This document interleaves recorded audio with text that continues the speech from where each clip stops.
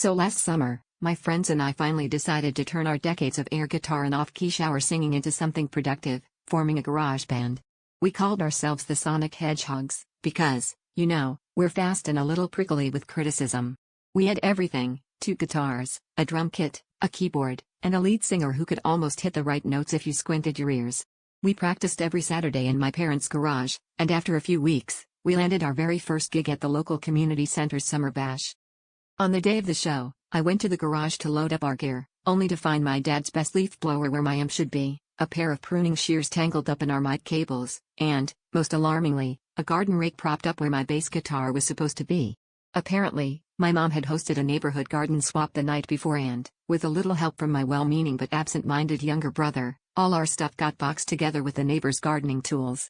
Not one to panic, and running late, I grabbed whatever looked remotely musical or dangerous and threw it in the van. We arrived at the gig and started to set up, only to realize we had one real guitar, a watering can, a rusty wheelbarrow, and, for percussion, a set of wind chimes and a shovel.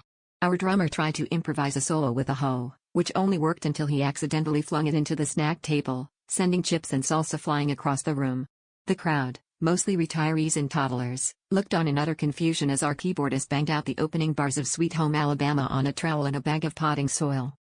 Despite our best efforts, the show was a total train wreck. The highlight was when our lead singer tried to do a mic drop with a garden hose and just ended up getting everyone wet. As we packed up our instruments, the event organizer came over, shaking her head. She said, "I asked for rock and roll, but what you gave us was definitely a rake and roll disaster."